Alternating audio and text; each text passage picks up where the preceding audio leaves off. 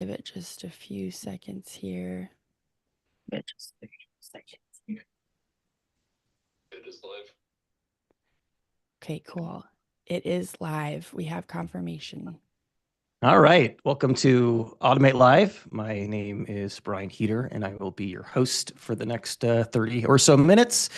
I want to introduce our illustrious guests, starting with SK Gupta, who is the co-founder and chief scientist of Gray Matter Robotics and a professor at USC's Aerospace and Mechanical Engineering Department, and Melonee Wise, who was the founder and CEO of Fetch and is currently a chief product officer at Agility Robots. Thank you so much for joining us. Thank you. Thank you. So we're gonna, so we'll talk for a minute, and then we'll open things up to questions at the end. So if you're in the audience and have any questions, then feel free to stick those in the chat, and we will hopefully get to them for 12:30. So the topic of today's conversation is embodied intelligence, which is obviously like a kind of a big, broad, somewhat abstract concept. So in honor of that, I wanted to start with a big, broad, abstract question for the both of you. We can start with SK. So I'd love it if you could break down what Gray Matter's approach is to AI and the role that it currently plays in the systems that you've actually deployed. Sure. So Gray Matter Robotics builds basically smart robotic cells for doing surface finishing and treatment applications. So I'm talking about applications such as sanding, polishing, buffing, grinding, blasting, coating, spraying type of applications. So usually a robot arm mounted on a gantry system or a mobile platform performs these operations. Sometimes there are multiple robots which are working cooperatively to take care of large parts. So AI is needed to basically build a model of the part, because we don't assume that a part model is known. And also AI is needed to plan the trajectory of the robots, and as well as to ensure safety and control. And we also use AI for health monitoring and also making sure that tools get monitored and changed at appropriate time. So AI get used in a wide variety of ways in our systems. Yeah, and Melanie, I know Jonathan, one of the co-founders, has been really interested in generative AI and LLMs, but like currently in terms of the systems that are being deployed and piloted right now, what role is AI playing? Yeah, so if you look at our system, so we make material movement automation using humanoid robots. And when you look at the stack of controls and autonomy that we use trained policies in quite a few different places. A lot of our focus is using trained policies that meet the reliability requirements for the market. So a lot of our customers are looking for high uptime and reliability, greater than 99% in some cases. And so we use trained policies for basically doing footstep recovery. So if the robot starts to lose its balance, it actually has a trained RL policy for basically restoring its balance. We also use it in different parts of the autonomy stack for basically doing detection of objects or manipulation. And we basically also are looking at policies for like large language models for helping to program the robots. That isn't deployed yet, but those are some of the things that we're looking at. We also, like, as the capabilities of the robot progress, we're constantly looking at new policies that we can integrate into the platform for supporting the different workflows that customers care about. But a lot of what we're focused on is making sure that they meet the market requirements and are not just a cool tech demo. And so that really changes the way you proceed with the technology, right? Like we do a lot of vetting and testing of it to make sure that it meets those requirements. Well, yeah, it's interesting that you say, not just be a cool technology. Obviously, and part of the reason why we're having this conversation right now is everybody's talking about AI, generative AI, and has for the last few years. The conversation has somewhat shifted to embodied intelligence. And I guess I would ask both of you, in terms of like the AI demos that you're actually seeing out there, you don't have to call anybody out. You can if you want, but in terms of the AI demos out there with robotics, how much of it is really just this kind of flash versus actual like pragmatic, useful deployment? I think in many cases it's hard to tell because not everyone is disclosing how and where they're using it. In the demos that I've seen, some of the technology looks promising, but you don't see the before and after. You don't see how many times it can do it reliably. You see a lot of staging. So although they like some of the demos say they've never seen these objects before, they just happen to present them on a white table with no other objects present, or the robot doesn't walk up to the table or doesn't interact with the table. So it although there's a lot of artistry to it, right? We and I think people who are not familiar with the industry kind of take that on face value at times. And I think that also when you look at it, like we do a lot of curation in our daily lives. So when we make I guess comparisons to our daily lives like Facebook, like, oh, it can recognize me and all my friends. I think people assume it's pulling out of this like very large database of millions or billions of people to like try and find all the faces and recognize them, but really it's cheating in some sense. It's like constraining itself to your network. It's only looking at people that are linked to you. It's potentially using like geolocation data based on your photos and stuff like that. So it's using a lot of non-visible data to make these correlations. And so I think people kind of extend their experience with other technologies into how robotics works and how they perceive this technology working, and they give it a lot more credit than I think it deserves in many cases. But I don't want to like dismiss that we are making great progress and there are very promising technologies. The question is what is the timeline for being ready for market? Yeah, I SK, would like what's your to, sense? Yeah, go ahead. yeah, so I'm saying I would like to amplify Melanie's message. Basically, there is significant progress being made, right? But the question ultimately is that when we see the demo, very difficult right now to assess reliability, right? And even the times when we can get some sense of reliability, let's say reliability is 99%, let's hypothetically assume. I mean, that's definitely not going to be anywhere close to being deployed in manufacturing, right? And there is no sense right now to drive from 99% to 99.99%, how many years it's going to take. And it's not even clear whether the current technology would even get us there, right? Because ultimately, right now, an approach to basically bump reliability is by throwing more data at it, right? So some of these embodied AI application, we may figure it out that we may not even have that much data to drive it via that path. So great promise, unclear what the reliability today is, and also even more uncertainty around whether we are going to take the current path and deliver us the reliability which we will need to deploy, at least in manufacturing applications. How good is something like simulation in that respect, though? Like how good of an idea, how good of a sense can you get about reliability without actually like having wide scale deployment? It's pretty hard. You don't need wide scale deployment. You need just a couple of deployments to start getting a good understanding of, or even in a lot of physical internal testing.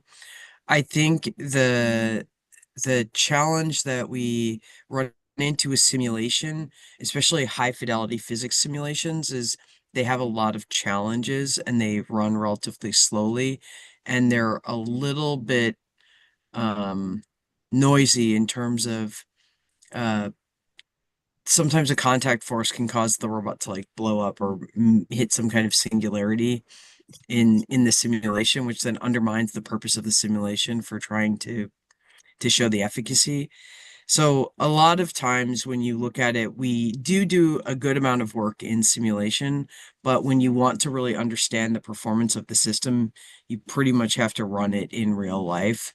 And so many companies will stand up long-running test cells, and typically until you get a month or two of data, it's really hard to draw like a trend line through that data.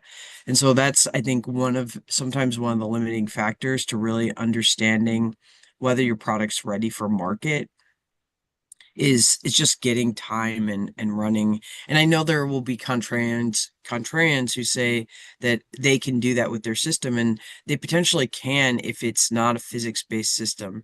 So if it's like an optimization system or something like that, you can do a lot of that work in simulation for figuring out, like, say, the coordination of a lot of objects in a fleet. That definitely does well in simulation. But there are a lot of physics-based simulations where they just kind of fall down today, especially when you're talking about real-world objects and trying to model all the frictions and stictions that you experience in the world as you try and model real-world pieces. Yeah, so again, my response is very similar to what Melonee is saying. There are aspects of the system on which system can do very well with simulation. So there are components where, yeah, simulation can get you very, very far, and you should use it. For example, if you are positioning robot from point A to point B in free space, I mean, simulation is excellent for that kind of thing.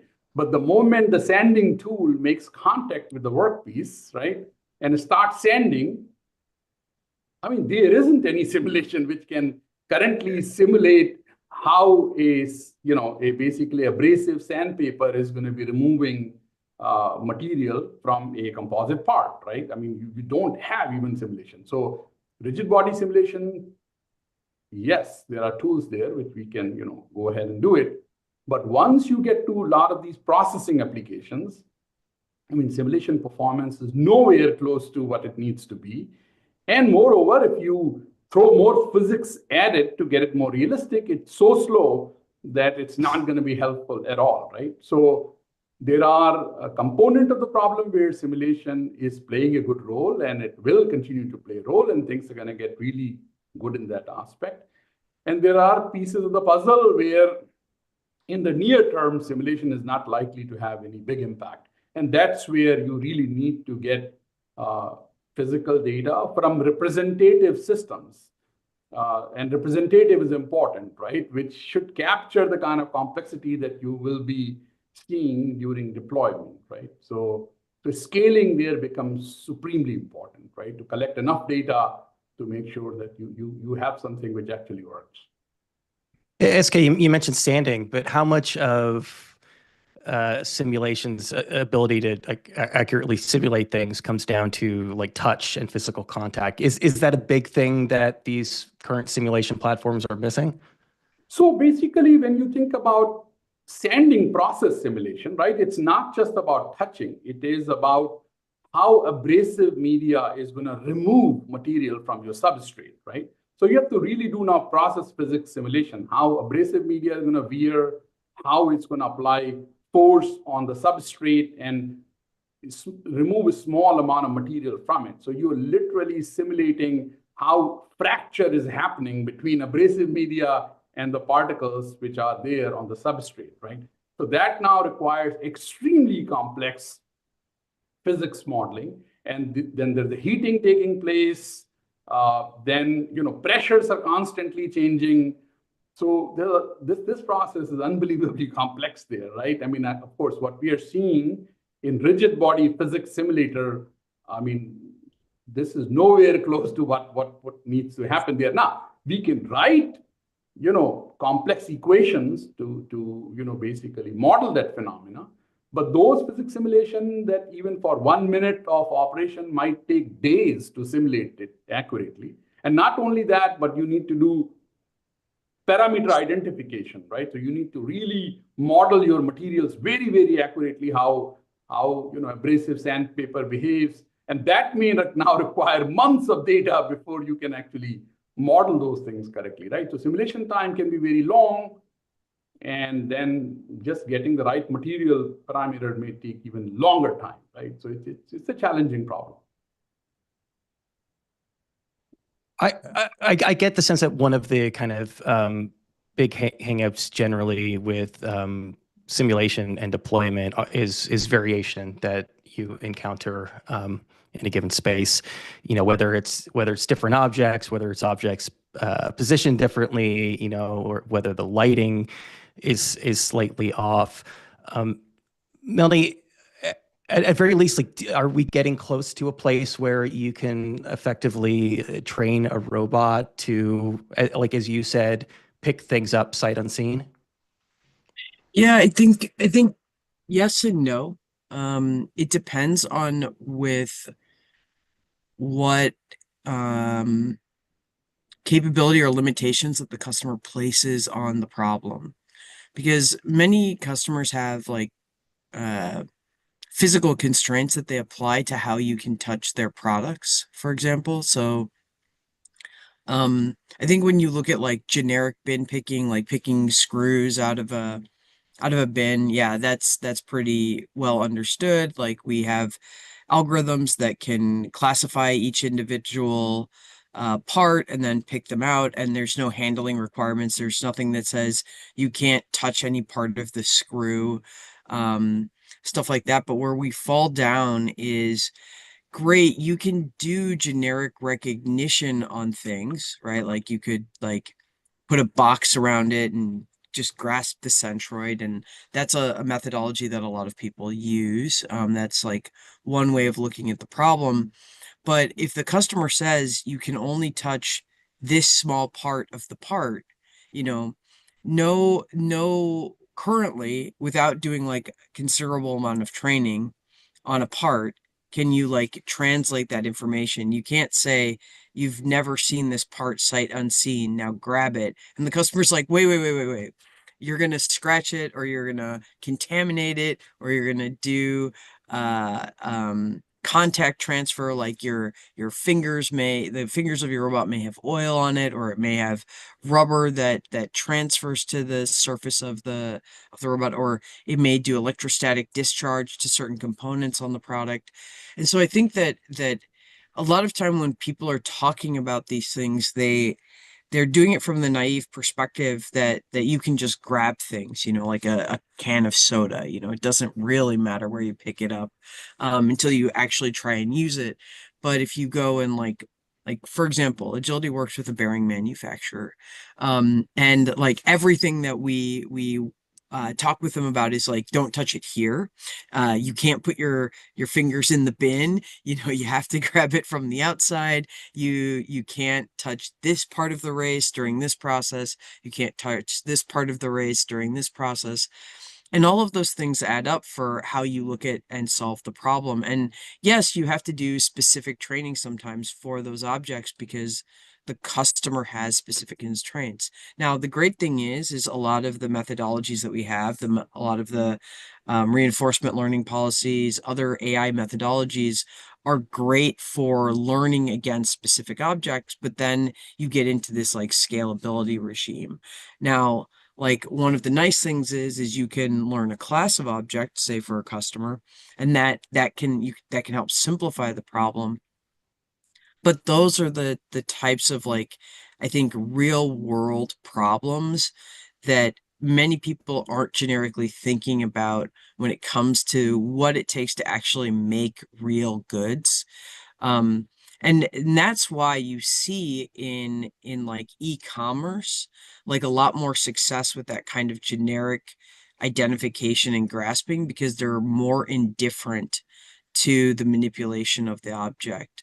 But then they have their own wonderful long tail of problems, like translucent bags, the objects being in bags themselves, things like that bring on their own other class of effects. And even then, if you talk with a large 3PL or logistics player, they're like, please don't puncture the bag. Please, don't cause the bag to deform, or something like that. And so all of those play into how we handle and manipulate the objects.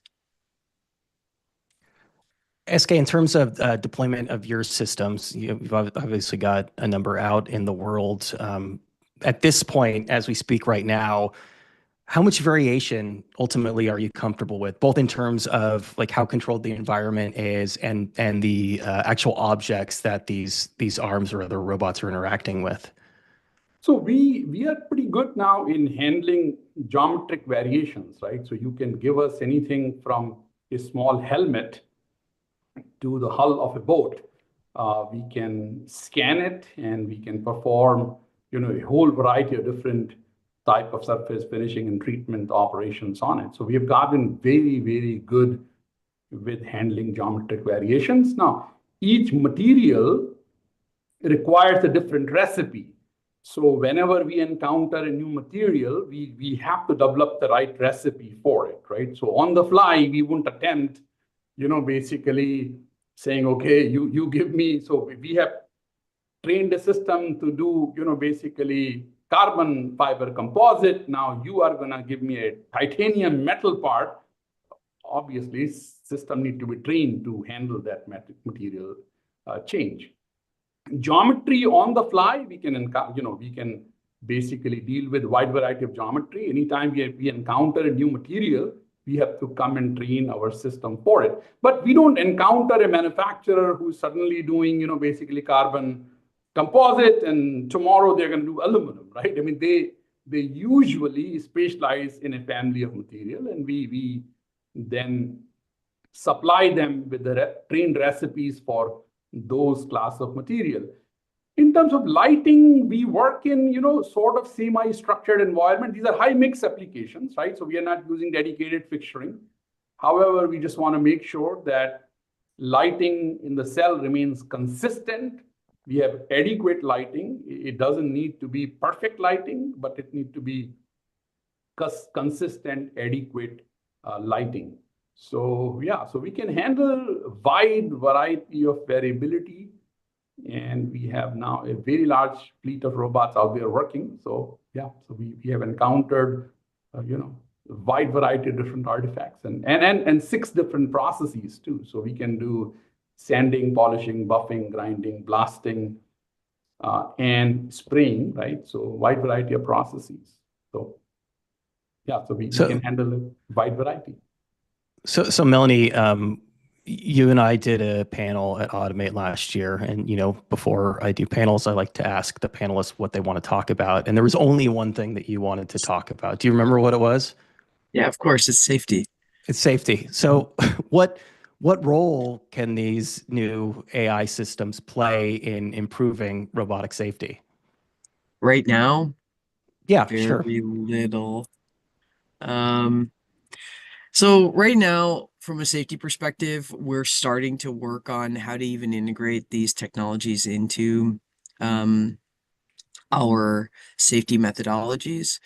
One of the biggest challenges when you look at most policy-based, trained policies for safety is safety has a very high determinism and introspectability requirement.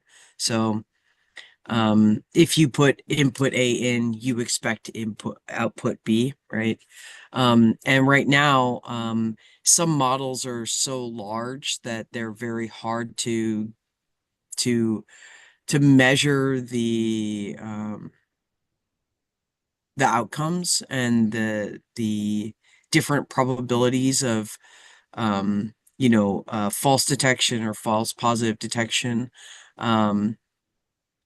And so, but a lot of the methodologies now for safety are looking at like taking classical methods and pairing them up with AI methods, and then doing kind of a false positive detection, for example, to manage the let's say the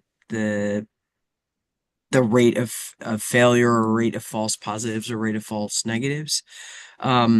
but still a lot of the safety standards for these technologies and even our methodologies for measuring the rate of failure of these technologies is still very fluid. I think over the next couple of years, you'll start seeing the beginnings of AI-based methodologies for safety. But they, in general, as part of their safety implementation, will most likely be paired with classical methodologies as a backstop to ensure that they perform as designed. I think that the bigger challenge is that when you look at the larger safety community, there we're going to have to go through a pretty large I guess viewpoint shift because a lot of people have come up in safety through this like classical methodology, and there's not enough people educated on new potential opportunities for doing safety. And it's extremely important in some of these nascent technologies like humanoids, like mobile manipulation, where you're not in a work cell. I think, like one of the things right now is a lot of people operate inside of work cells. I think SK, your robots operate in a work cell, correct? Yeah. And so we definitely are able to rely on a lot of guarding and stuff like that for safety right now. And that's how a lot of people are using AI methodologies inside or out in the real world today is they're putting a fence around it and they're like, the AI has nothing to do with the safety. Haha, we're great. But as we start using AI for walking around freely in the real world, navigating, manipulating things in the real world, the first big thing that we're going to have to accomplish is safe human detection. And so far, there aren't any methodologies for doing that. One, and two, most of the methodologies that would most likely provide great results are AI methodologies. And so that's going to be a journey that we're going to see over the next 3 to 5 years in, I would say, generic autonomous robots. As SK, to a certain extent, is the goal to get out of those cages? I mean, is that the plan in the long run? Are the cages there to stay? And if so, if you're opening things up, what role do you see AI playing in that? Sure. So there are some applications where robots are likely to operate out of, basically controlled spaces, right?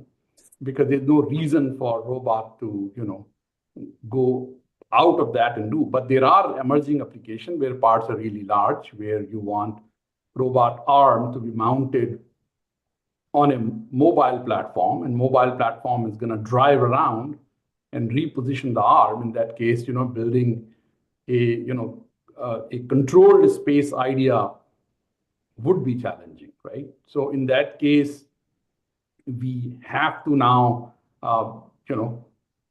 take the same approach which mobile manipulation community will have to take, right? Detect anything which is near it, make sure we can issue warnings and alarms and stop the robot if we detect something.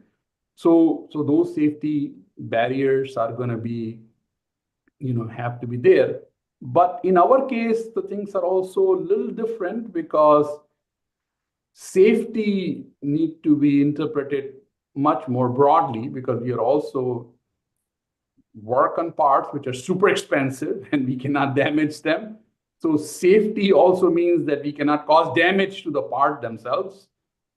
So we really want to make sure that all the parts get produced without causing any damage to them. So we have to build, our overall stack in such a way that AI get deployed at places where we can very easily detect if an out of distribution data is being fed into AI model, right? And therefore you can stop it being fed, raise alert, put the system in a safe mode, and get human help. Because again, if there's a potential that you're going to feed an out of distribution data into an AI model, then it's going to produce a result that nobody knows what's going to come out of there, right? So we have to architect the system very, very carefully with appropriately, designing safeguards to make sure that you can detect out of distribution data easily. And then, if you detect something, then rather than giving it to AI method, then you basically are going to bring the system to a safe state and seek human help in that case, or take other appropriate actions. So system need to be architected extremely carefully in our applications, and AI in the near term can only be used in certain blocks. AI, it cannot be end-to-end learning system in our application, because that's not gonna create a system which is going to be either safe for the humans or safe for the parts. So system reliability, safety is extremely important in our application. So we're coming up on time, but there's one more question that I wanted to squeeze in, because I think it's applicable to both of you, for different reasons. SK, obviously, Gray Matter has a number of different systems out there that do a number of different things. And Melonee, over the last few years, you've moved from AMRs, so rolling platforms, to these humanoid robots at Agility. In terms of actually like deploying AI on a system, what role does the actual complexity of the hardware of the robot itself have? I think it can matter a lot. So one of the things that can really matter in terms of deploying, let's say, learned methodologies onto the system is how easy the sim to real is transferable. And the easier it is to model your hardware in simulation, and the more I guess, replicable the hardware is in simulation, the easier it is to make that sim to real transfer. And so when you look at the hardware complexity, if you look at the design, if you look at the force transmission, stiction, those types of things that can be sometimes hard to model, like when you look at geared systems, the closer that your system can be replicable, the easier it is. And so a lot of your complexity is managed in, let's call it the unknown knowns. So like, you have friction in the system, but it can be very hard to characterize that friction in the system. You know that you have specific contact forces with the ground, but it's very hard to measure some of those contact forces. So if you can design systems to be invariant to variation in those forces, it makes it a lot easier to then do and train a learned policy and then transfer it onto it, because we do use simulation for like the first cut for sure. Like especially with humanoids, we're not going to have it like flail around on the ground and try and learn to walk or catch itself, right? In real life, we could do that all day in simulation, but we can't do that in real life. We'd break the hardware. And so the easier it is to go from sim to reality, the better. But a lot of that comes down to how invariant your system is, or tolerant your system is, to these known unknowns. Yeah, SK, I put the question to you as well. As I said before, you have a number of different form factors. Right. So how does complexity impact the deployment of AI? Sure. So you can think about complexity at 3 different levels in our case, right? So the first level complexity would be how many robot platforms are cooperating to perform operation together on a large part, right? So you have multiple arms working together and doing that. Now, that kind of complexity, we have a pretty good handle, right? So because we partition the task, and that's the reason where we don't suffer, because it's unlikely we're going to have 100 robots working on a part. I mean, you may have one at most, the kind of thing that we are currently working on it. You may have 4, right? Something like that. So that type of complexity, we have pretty good handle on. Second aspect it becomes, basically you have form factor for the robot. You may use a mid-size robot or large-size robot or small-size robot. It's on a gantry system. That one also, we have pretty good handle. Things scale reasonably well. Whatever we have developed can easily be adopted to different form factor. Third level of complexity comes at the process, level, where how tool is interacting with the workpiece. So, for example, sanding would be fundamentally different from blasting. So, even though both processes are using abrasive media to remove material, but process physics is fundamentally different, right? So, every time you're going to have a new process, then obviously that creates a new type of, scenario, new type of physics. And that's the one where, basically then AI need to be, or AI stack need to be developed and trained for that new thing, right? So certain type of complexity, it's very easy for our AI stack to handle and generalize. Certain type of complexity, basically then require, lot of fine tuning and sometimes even developing new AI layers to handle it. Well, we are over time right now, so I want to let everybody know that this is effectively a preview of Automate Live, which we're going to have at the Automate Show, which is almost exactly a month from now. If you want to be a part of Automate Live, there are still slots available. Just go to the link in the description for this event to sign up. And don't forget that both Melonee and SK are speaking at the Automate conference, which you can also sign up for to attend. Everything is available over at automateshow.com. SK, Melonee, thank you so much for joining us. Thank you. Thank you.